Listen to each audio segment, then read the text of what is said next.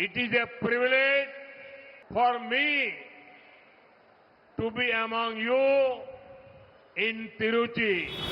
It was radio silence by Prime Minister Narendra Modi on actor turned politician Vijay at his NDA meeting in Tiruchi, where it was the third such massive gathering of the NDA ahead of Tamil Nadu elections. This despite the fact that Talapati, or Commander as Vijay is popularly known, has been hogging the headlines on media platforms, in political debates as well as in social gatherings. Not just the Prime Minister, every leader after leader, whether it was the NDA Chief Ministerial Candidate, AIADMK Chief Edappadi Palaniswamy, or even the PMK leader Anbumani Ramdas, or even TTV Dinakaran of the AMMK or the state BJP leaders, none of them mentioned this very, very popular actor turned politician.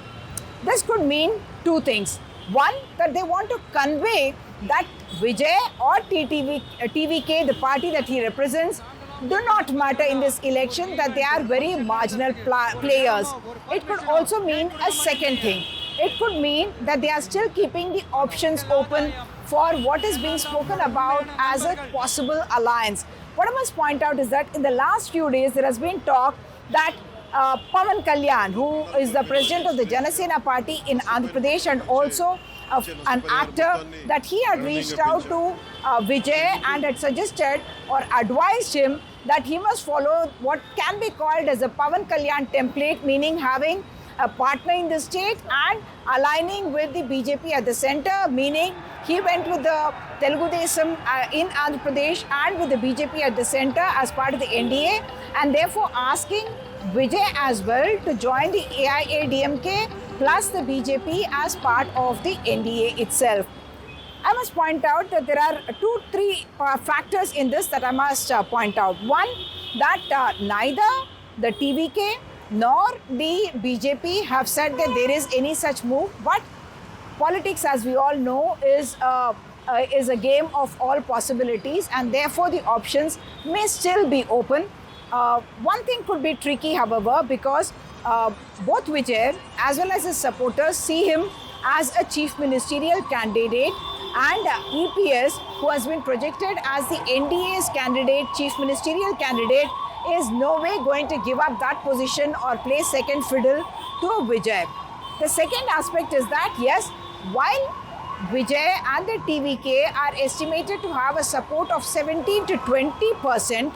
none of that may be able to convert into a sizable number of seats in case he decides to go alone. Vijay is said to have the support of youth as well as the support of women, but if he goes alone, he may not be able to convert his support base into number of seats. Whereas if he joins an NDA, while some of the people who are perceived to be anti-BJP could withdraw support to the Vijay and to TVK, which means he could lose about 3 to 4% of the vote, but the alliance arithmetic itself could work in favor of Vijay, because of which his strike rate would be much higher, and therefore, even though he would be presumably contesting much fewer number of seats, but his strike rates would be much higher, and therefore, like a Pawan Kalyan, he could hope to be having a political position and power in the state of Tamil Nadu if the NDA comes to power. Otherwise, what happened to Chiranjeevi could happen to Vijay as well. Chiranjeevi, elder brother of Pawan Kalyan, had started the Prajarajyam party in 2008, and in the 2009 elections, he had not managed to convert the kind of support base that he has into number of seats, and therefore he ended up not being able to form a government of his own. Of course, he did become a union minister. He did merge his party with the Congress, and subsequently he has been out of politics. There are two things here that I must once again point out, that just